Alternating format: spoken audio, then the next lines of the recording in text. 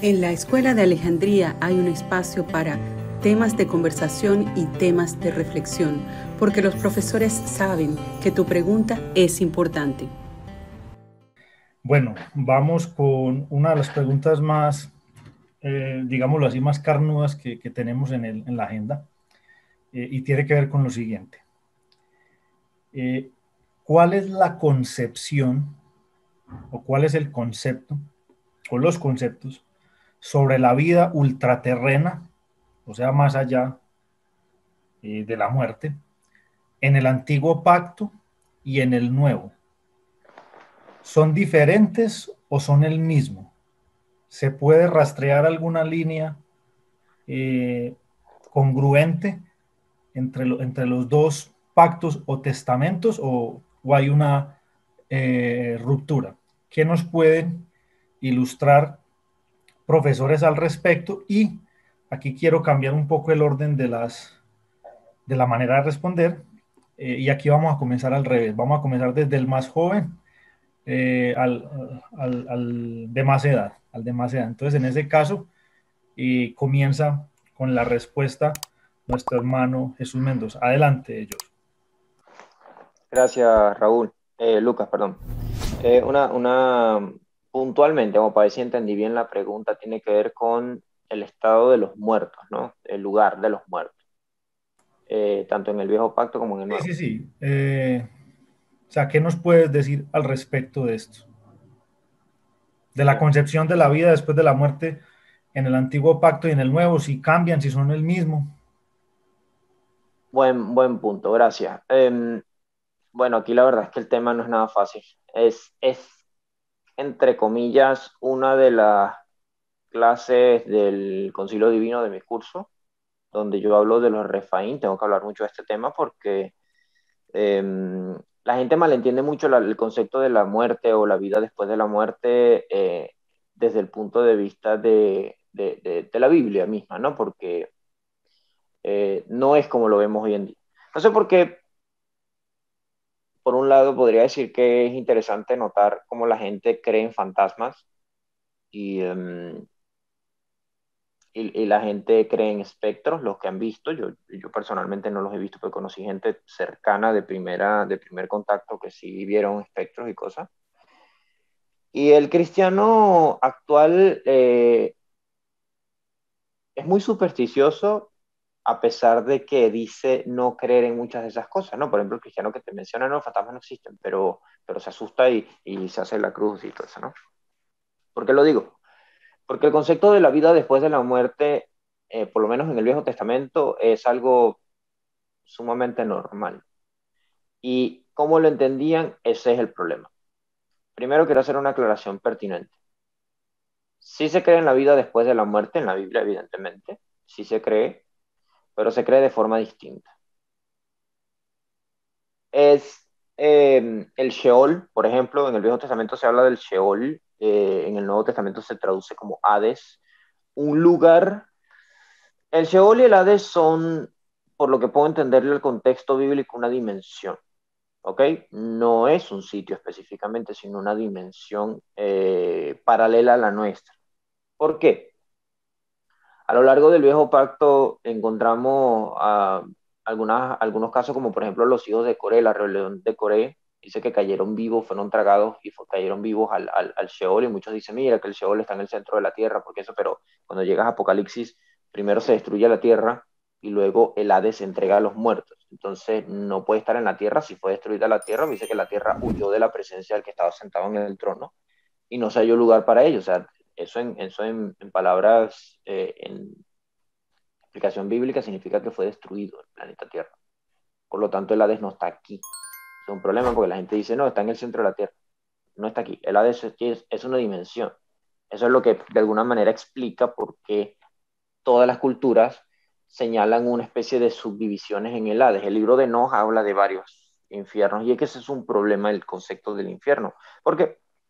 Porque la palabra infierno es latina, significa inferior, y no se está refiriendo, o sea, en la mitología romana sí se refiere a un lugar que es paralelo al inframundo griego, que se tenía la idea de que la Tierra era un plano y que estaba abajo. En unos círculos cananeos sí se hablaba del famoso Tejón, una especie de abismo gigante que estaba debajo de la planicie de la tierra, pero cuando llegamos al contexto bíblico, el abismo es algo cósmico, es algo que está lleno de agua, que de donde surgen las aguas cósmicas, las aguas que rodean la creación, y cuando llegamos al contexto bíblico, el Hades o el Sheol es una dimensión donde están los muertos. Perfecto. ¿Dónde está el problema?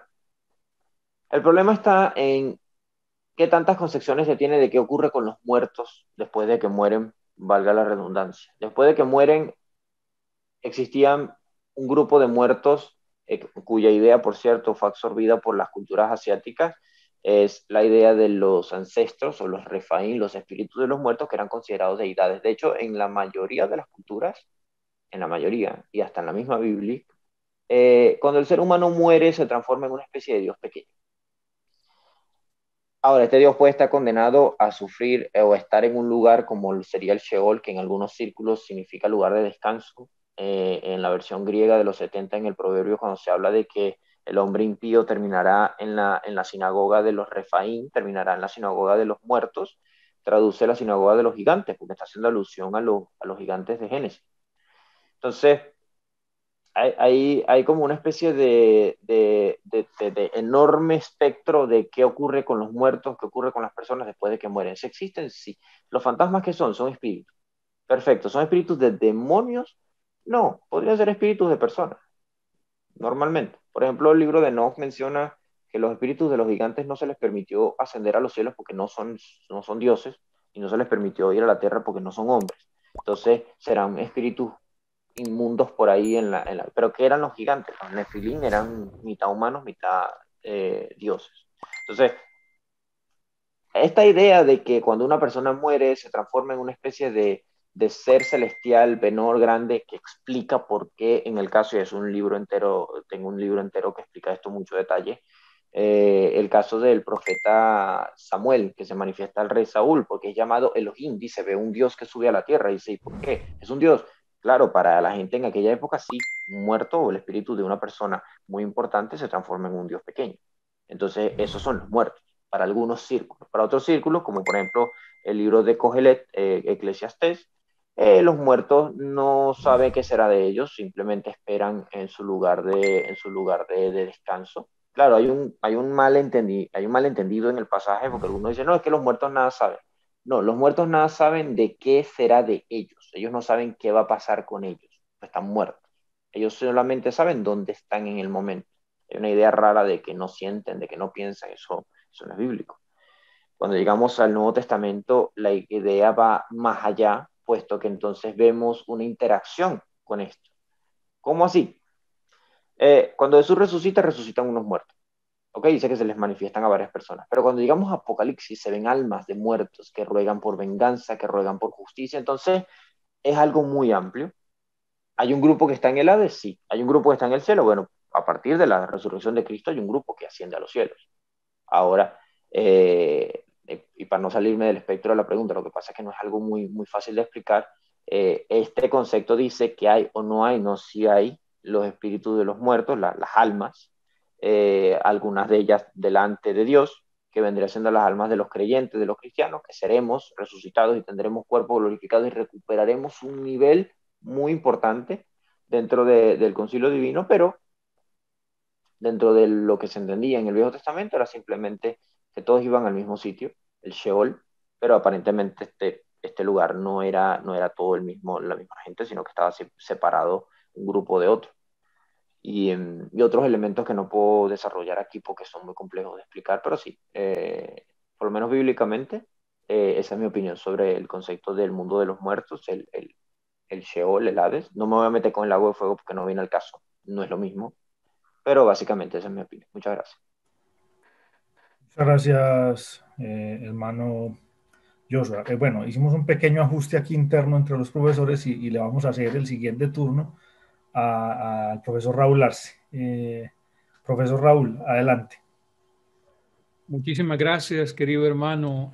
Gracias por la concesión. Y es que me parece importante que antes de que ustedes, como siempre, desarrollen las ideas tan amplios como lo suelen hacer, repasemos un poquito lo que tiene que ver con la lengua, o sea, con esa palabra tan enigmática, por lo menos en el Nuevo Pacto, Sheol, ¿verdad? Si usted busca en cualquier diccionario teológico, va a encontrar tantas definiciones como diccionarios usted pueda conseguir. Pero analicémoslo desde la parte antigua del idioma hebreo a ver qué nos dice. Por ejemplo, en el Salmo 18:5 dice: me rodearon las ligaduras del Seol, las trampas de la muerte surgieron ante mí. En esta versión se ha transliterado el término hebreo Sheol, que generalmente se traduce en otras como infierno, como la tumba, ¿verdad? Como el sepulcro. Y específicamente la palabra hebrea que nosotros vemos acá en este mismo texto es la palabra hebrea Sheol. Para entender qué significa esa palabra y así traer luz, pero una luz de arranque para que después mis hermanos desarrollen más la idea, hay dos maneras de hacerlo, hay dos maneras de entenderla. La primera de ellas es yéndonos hacia las formas antiguas de cómo eran estas letras, ¿verdad? Tal como mi hermano Joshua lo estaba exponiendo en la narrativa que nos contaba sobre el idioma japonés. Todos los idiomas de la tierra provienen del área de Sumeria, específicamente de Mesopotamia, de donde el sigurat de esa torre de Babel que no se pudo construir, ocurre toda esa confusión de lenguas, y eso es perfectamente rastreable de manera antropológica. Es decir, esto no es un misterio ni tiene que ver con la fe o las creencias, sino que los paleógrafos han rastreado los orígenes de las lenguas de manera que todas coinciden en algún momento determinado en el creciente fértil.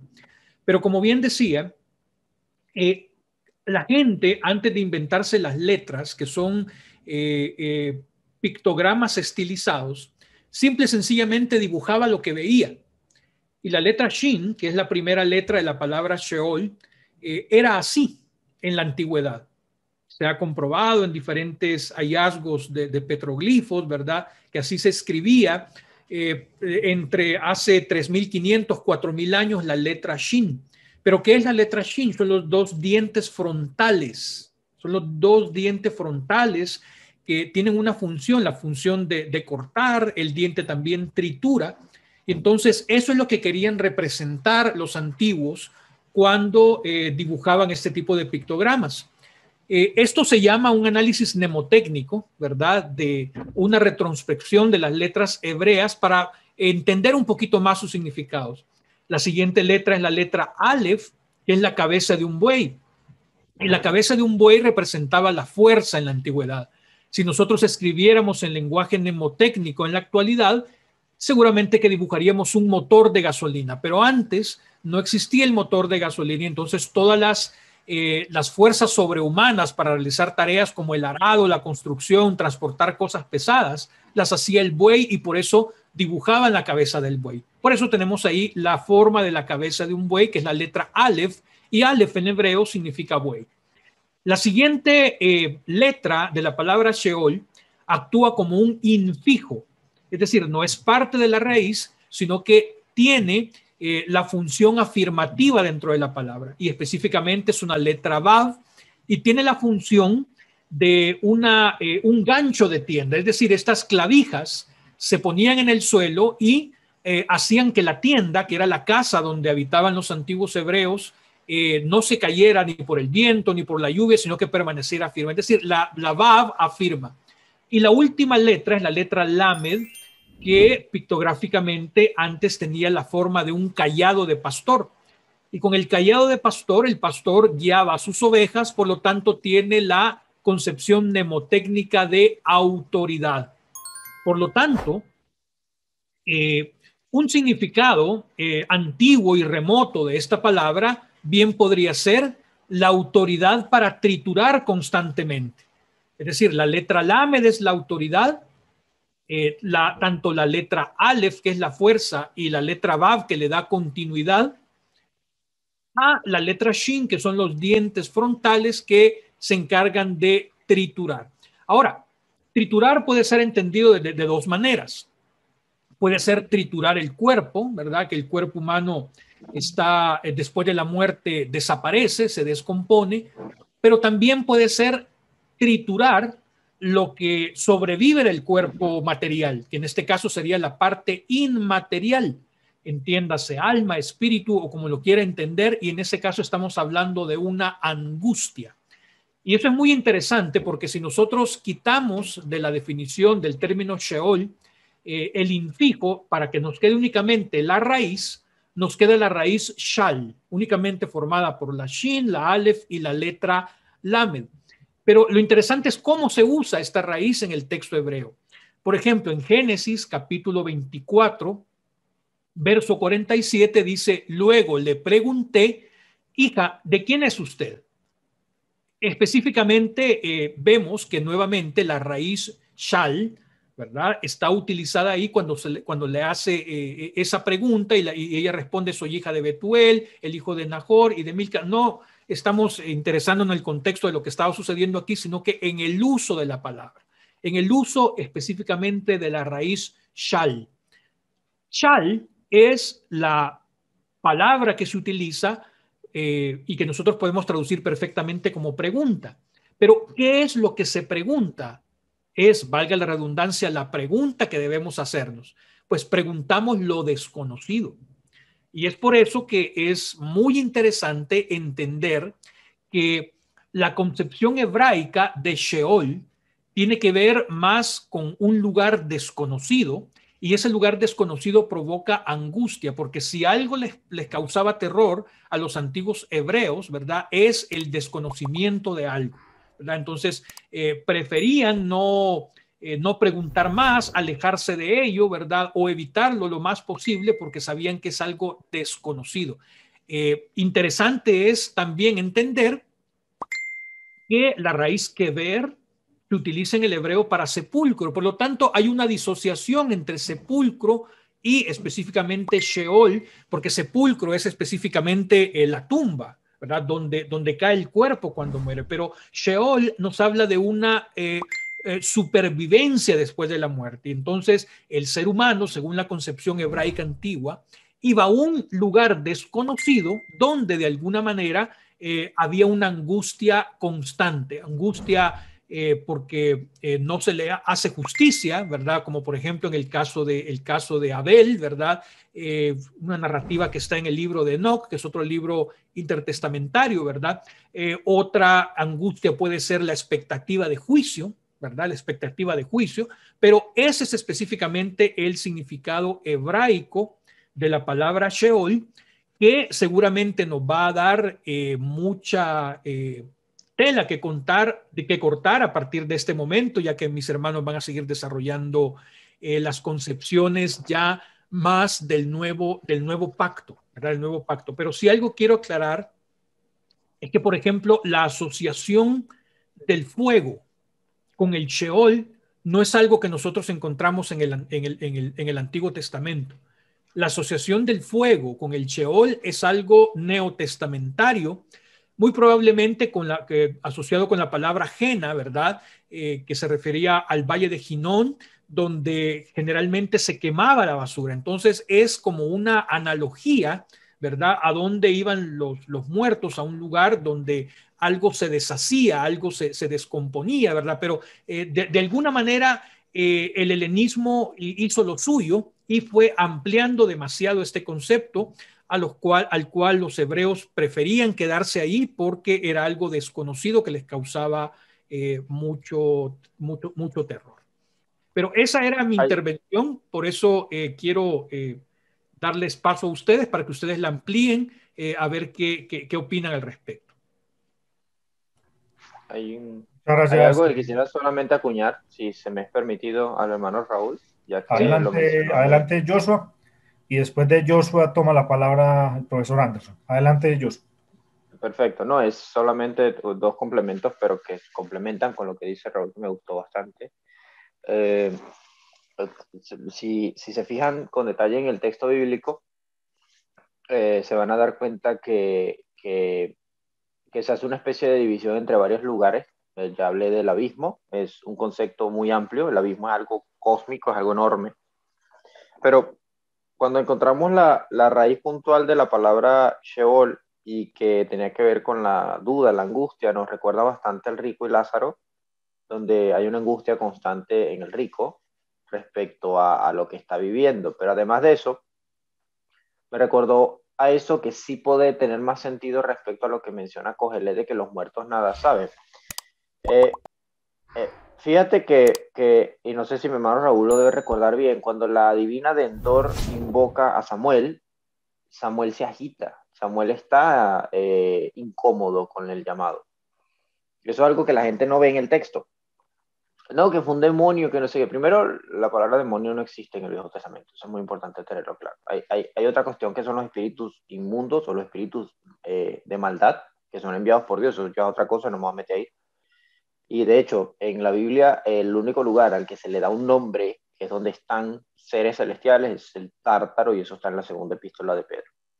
Que sería una especie de alusión particular al sitio donde, de seguro mi hermano Raúl debe recordar mejor que yo, en el libro de Nos dice que están encerradas las estrellas y algunos seres celestiales. Eso es un sitio específico. El Tártaro en la mitología griega es donde Zeus arrojó a los titanes, que son enormes dioses creadores del mundo. Entonces va por ahí el concepto. O sea, es un lugar para deidades y seres divinos, no para humanos. Para humanos es el inframundo, el Hades. Entonces, solamente lo segundo que quería ampliar o que pudiese ser bastante útil es cuando uno ya va rozando el concepto en el Nuevo Testamento de si los muertos de alguna manera descansan o no, si duermen o no. Tiene mucho sentido porque la idea que nos plantea el Nuevo Testamento de la muerte es que por lo menos el cristiano duerme, las personas duermen, y algunos dirían, bueno, es porque el alma se queda. No, porque es que ese es el detalle. Y eso es algo que inclusive en psicología se plantea mucho, cuando una persona está dormida en los sueños, tú viajas en los sueños. Y los sueños fácilmente podrían ser, me disculpen, podría ser una... ¿cómo se le llama eso? Una especie de, no diré viaje astral porque suena feo, pero es una especie de opening a lo que hay en nuestra mente, que acorde a la Biblia, los pensamientos Dios los ve y los pensamientos están en un campo de batalla. Entonces, podríamos decir que nuestra alma no necesariamente es algo que está dentro, atrapado en este cuerpo, sino que es algo que puede interactuar con lo que hay. De hecho, el espíritu puede hacer eso. El mismo apóstol Pablo decía, reunidos vosotros y mi espíritu. Él no estaba ahí físicamente, pero sí estaba su espíritu. ¿Cómo es eso posible? Bueno, es porque el concepto de la dimensión espiritual es más compleja de lo que parece, pero tiene mucho sentido en cuanto a los sentimientos y a todo lo que plantea el hermano Raúl en su análisis. Eso era todo lo que quería comentar.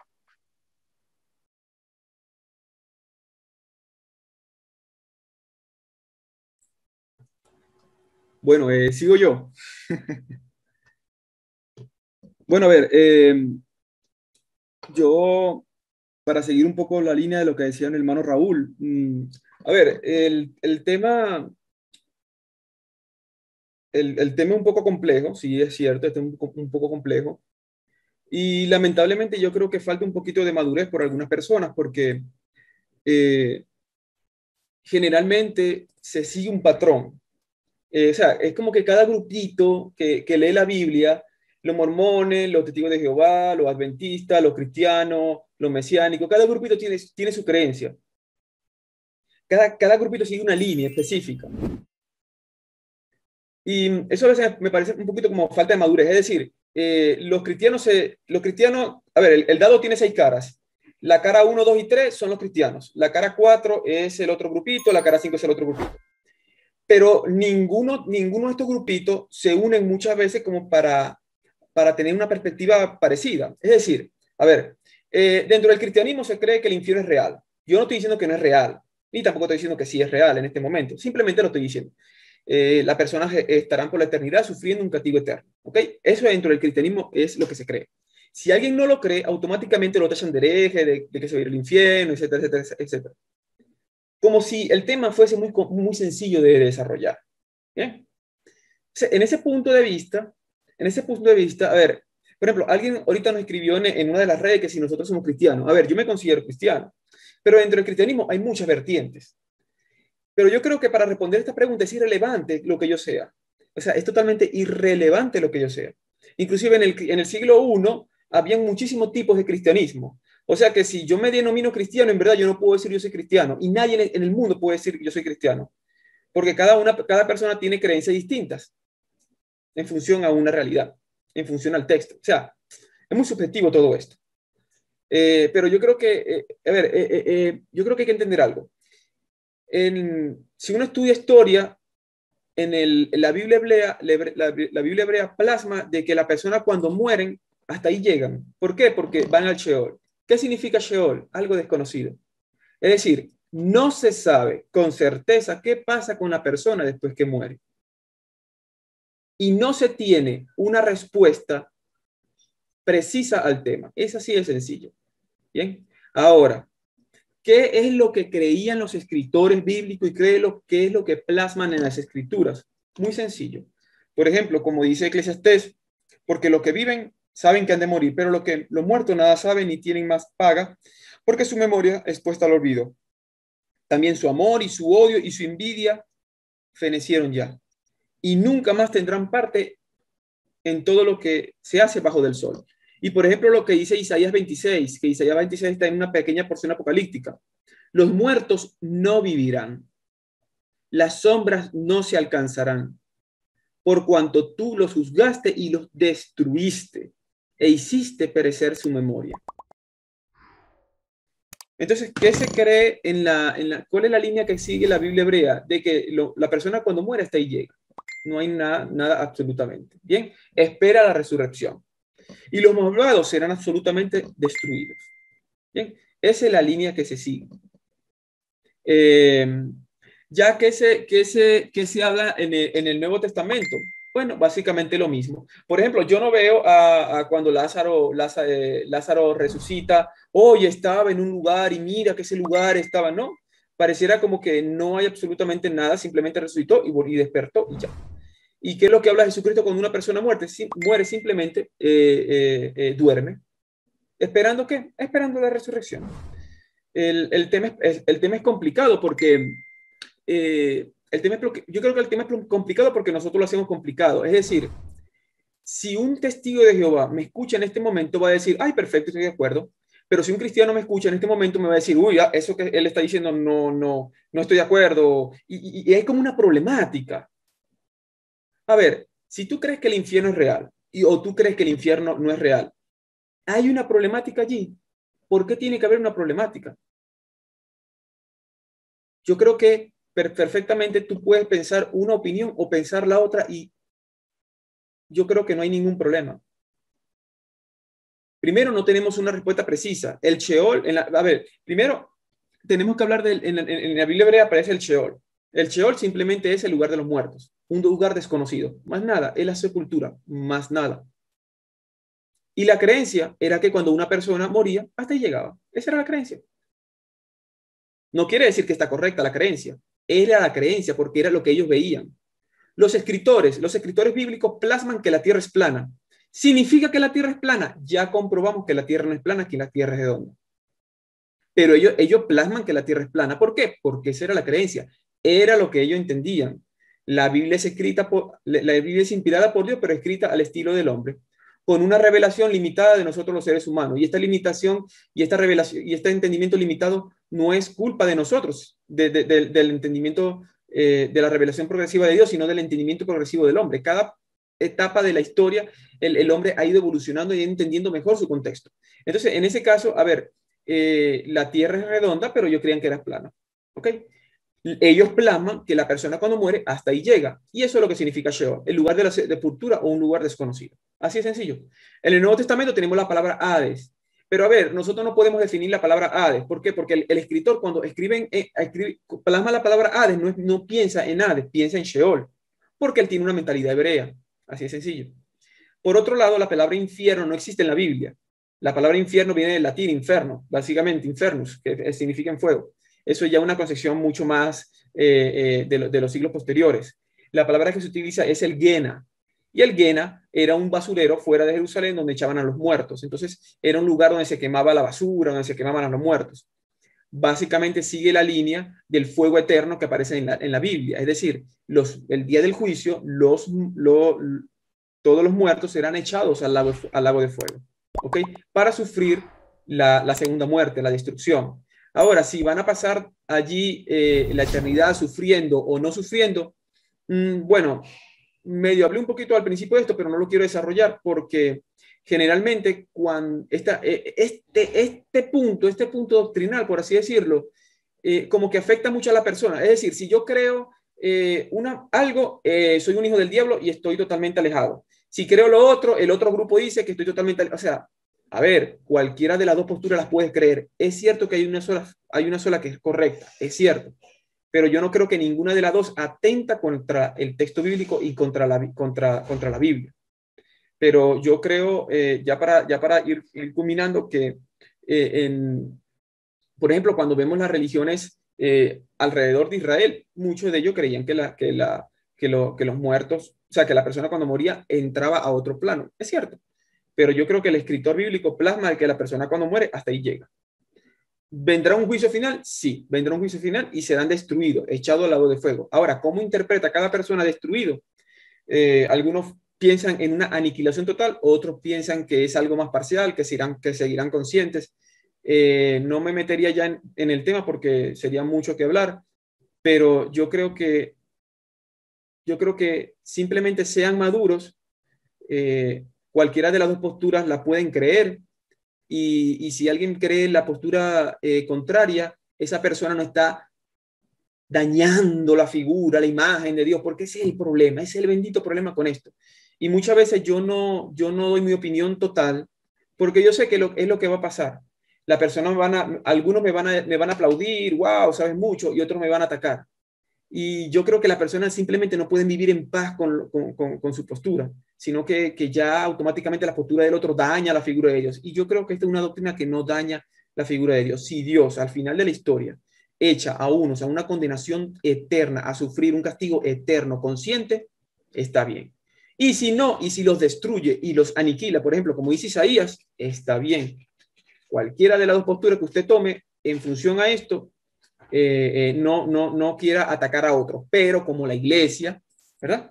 A ver, como el que de esta postura dice que el que crea esto es algo que daña la figura de Dios y el otro dice exactamente lo contrario, yo creo que la gente sigue lo que las iglesias han dicho hoy en día.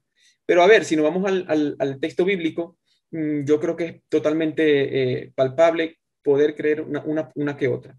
¿Que hay una que es la correcta? Sí. Yo creo yo tengo mi opinión personal en función a una específico. Sí, pero es irrelevante. O sea, lo que yo crea es totalmente irrelevante. Pero históricamente, yo les puedo decir eso. Lo que se creía es que la persona dejaba de existir.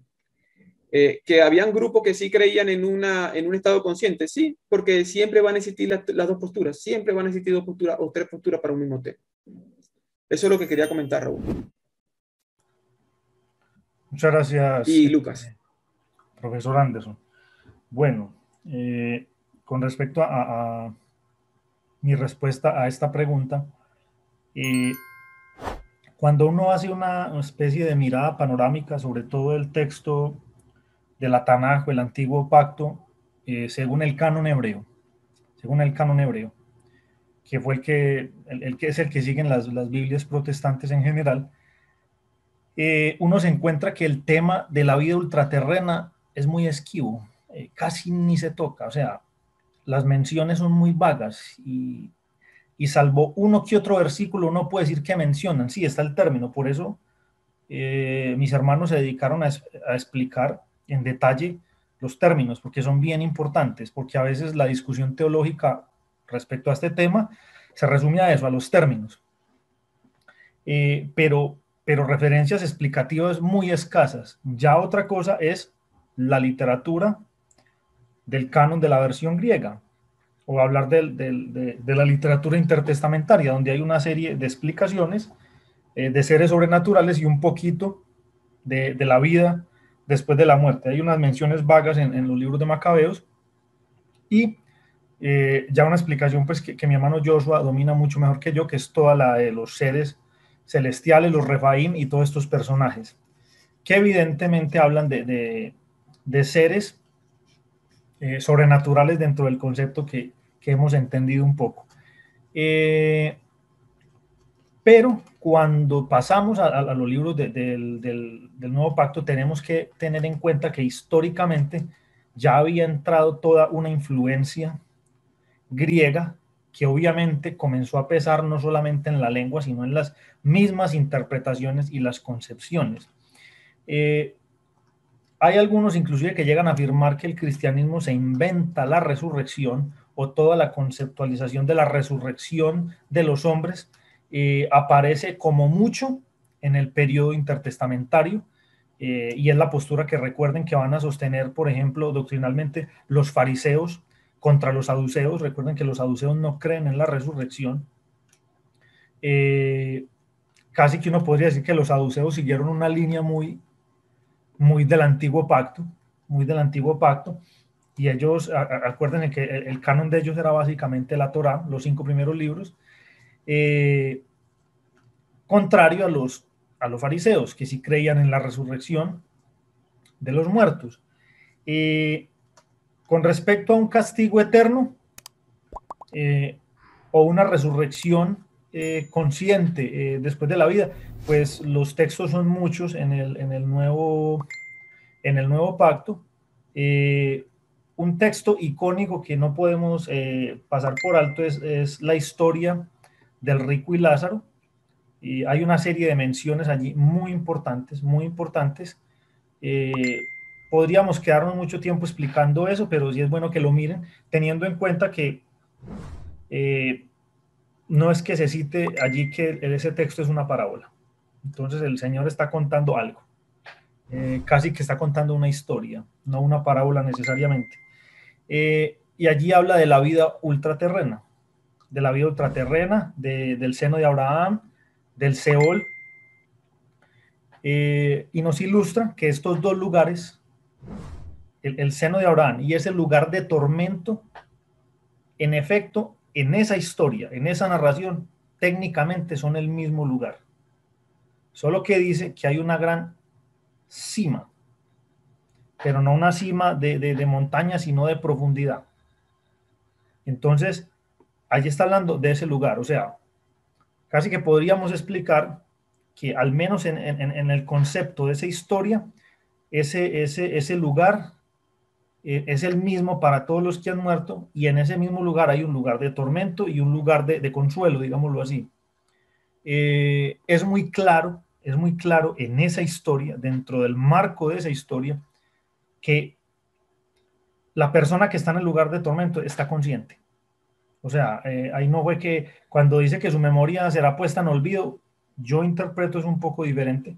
En olvido es que aquí ya nadie se va a acordar de él. Pues, en la medida, digámoslo así, nosotros nos morimos, no fuimos famosos, ni dejamos nada famoso ni gran.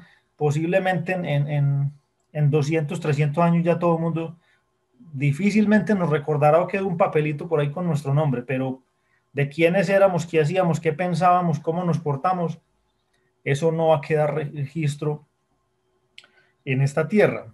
Y piense que si hoy con toda la masificación de medios, que de pronto quedará algún registro, ahora piense de personas de hace 3.000, 4.000 años, o sea, de quienes sabemos algo, de los grandes, de los que escribieron, de los reyes y todas estas personas que pudieron dejar algún registro físico, ¿cierto? Pero no es que sepamos tampoco mucho, a eso me refiero, y de esa manera interpretaría yo aquello de que su memoria será puesta en olvido. No quiere decir que ellos, del otro lado, no van a tener conciencia de nada, no. De hecho, es lo que está ilustrando la historia del rico y Lázaro. Tienen conciencia. Hay conciencia tanto en el lugar de tormento, en el lugar de consuelo no es tan claro, pero si hay conciencia en el lugar de tormento, pues la tiene que haber en el lugar de consuelo. Eso por ese lado, pero también recordemos que a la teología del Nuevo Pacto, de ese mundo grecorromano, obviamente va a entrar todo el concepto del mundo griego, donde sí hay una serie, digámoslo así, de explicaciones más complejas sobre la vida ultraterrena, y se va a notar inclusive en el vocabulario del Nuevo Pacto, ya como lo mencionó Joshua, en la segunda carta de Pedro, aparece en el texto griego el término tártaro, que en muchas de nuestras versiones lo tradujeron como infierno, lo mismo que con el término hebreo Gehenna, que también están traducidos por infierno, pero el término infierno no aparece realmente no debería estar en una Biblia, porque esa básicamente fue la traducción de estos términos al latín. Entonces, si vamos a ver casi que muy literalmente una traducción latina de la Biblia al español, pues bueno, ahí sí aparece la palabra infierno, pero originalmente no aparece este término hebreo Gehenna, que es ese término muy usado en el Evangelio de Mateo, y ya posteriormente en el libro de Apocalipsis aparece el concepto del lago de fuego, eso sí aparece, y el tártaro en la segunda carta del apóstol Pedro, pero son términos, algunos, sobre todo tártaro, ya tienen una carga teológica griega muy notoria. Entonces ahí establecer el límite de qué es verídico, qué no, es complejo porque, como bien lo ilustraron mis hermanos anteriormente, es esta idea del Seol como lo desconocido, lo que no sabemos. Yo quisiera casi que cerrar esta parte con algunas palabras del Señor Jesucristo. Vuelvo y me remito al pasaje del rico y Lázaro, porque en la conclusión final, cuando él está hablando está hablando en boca de este rico, él dice que mande a alguien de entre los muertos, y que si él les cuenta cómo es eso allá, le van a creer. Y dice pues el comentario en boca de Abraham allí que, vea, ni aunque uno se levantare de los muertos, le creería. Obviamente el Señor ahí se estaba refiriendo al mismo que se levantó entre los muertos, y también va a agregar algo en otra parte de la escritura, en boca del Señor Jesucristo, donde él va a mencionar que él le dice a sus apóstoles: mire, yo voy a ir a un lugar a preparar morada para ustedes, y voy a venir por ustedes. O sea, allí está hablando de menciones ultraterrenas para, digámoslo así, los escogidos de parte del Señor. Hay una serie de menciones en el libro de Apocalipsis con respecto al castigo para los que no son salvos, digámoslo así, los que no hacen parte pues de los que va a tomar para sí el Señor. Y el debate está en, venga, ¿va a haber un castigo eterno o van a ser destruidos? Pero ese debate sí pienso que se sale del marco de este espacio. Ese sería interesante desarrollarlo. De dónde sale la idea de un castigo eterno o destrucción, porque los dos conceptos ameritaría estudiarlos, y creo que hay material que podemos estudiar al respecto. Por ahora diré, sí hay una diferencia entre las concepciones del Antiguo y del Nuevo Pacto. Uno podría decir que se desarrolla la teología, y que va creciendo el desarrollo conceptual. Hay términos que uno podría decir son homogéneos, solo que son de diferente idioma. Uno podría explicar, Seol es el lugar de los muertos en el Antiguo Pacto, y Hades es el término griego, pero no son necesariamente homogéneos. Ese es un problema delicado, y ahí ameritaría hacer un estudio lingüístico profundo. Aquí miramos muy por encima la concepción hebrea, con la explicación que hizo mi hermano Raúl, pero no miramos la concepción, por ejemplo, el término griego, Hades, que ahí ya tendríamos que explicar la concepción de la cosmovisión en el panteón griego, que Hades no solamente era un dios, sino también un lugar, y lo que había en este lugar. Y ya si nos vamos más adelante, allí donde no les gusta mucho meterse a mis hermanos Raúl y Anderson, en el desarrollo medieval de esa noción, y llegamos a las grandes y telúricas concepciones del infierno de la Baja Edad Media, y allí tenemos cuadros muy simbólicos. Yo los invito a que vean dos, por ejemplo, el cuadro del juicio final de Miguel Ángel, y el cuadro del Bosco, que ya son esas concepciones terroríficas y macabras de la noción del final, el destino final, de los que no agradaron al Señor. Entonces eso es pues lo que puedo agregar por ahora. Sí, sabemos que se nos queda mucho tema en el tintero, pero la idea era como hacer una introducción también a estos temas y a estas preguntas. Nos quedaron más preguntas que esperamos amable y formalmente abordar en una próxima sesión. Le agradezco a todos los que han aguantado este ratico con nosotros y a los que han visto el video, pues espero que sea de su agrado, que al menos les haya abierto un poco el panorama. Tal vez no eran las conclusiones que se esperaban, pues lo invitamos a que si usted ha podido o puede profundizar más esto y tiene unas mejores conclusiones, nos gustaría que nos las haga llegar. Sería muy interesante, de eso se trata. A la final, uno de los propósitos de la Escuela de Alejandría es estudiar juntos. No tanto no ser la palabra final, no, la palabra final que la tenga el Señor, pero sí fomentar para estudiar juntos y aprender. Eso es un poco el ejercicio que hacemos aquí en la Escuela de Alejandría. Y es bueno decírselo a las personas que de pronto nos acompañan por primera vez, porque sé que algunos en las respuestas se asustarán de que no estemos de acuerdo en todo. Pero eso hace parte del espíritu de trabajo de la Escuela de Alejandría. Tenemos uno de nuestros eslogan que dice: en este lugar usted tiene el derecho a estar en desacuerdo, pero tiene el deber de argumentar por qué. Eso hace parte de nuestra metodología de trabajo, de nuestra hermandad como cristianos. Nos confesamos cristianos, pero estamos abiertos a esas reflexiones. Así no sean cómodas. De todas maneras, gracias por acompañarnos en este espacio y le agradezco a los profesores también por su tiempo, a nuestro hermano Ángel, que es nuestro ángel detrás de cámaras, pero sin él sería un poco complicado hacer esto.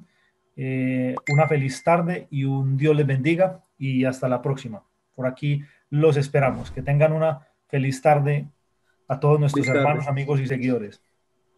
Hasta luego, hermanos. Paz de Dios. Hasta luego a todos. Temas de conversación y temas de reflexión. Fue un espacio abierto y cordial con los profesores de la Escuela de Alejandría para responder y razonar juntos interrogantes dentro del texto bíblico.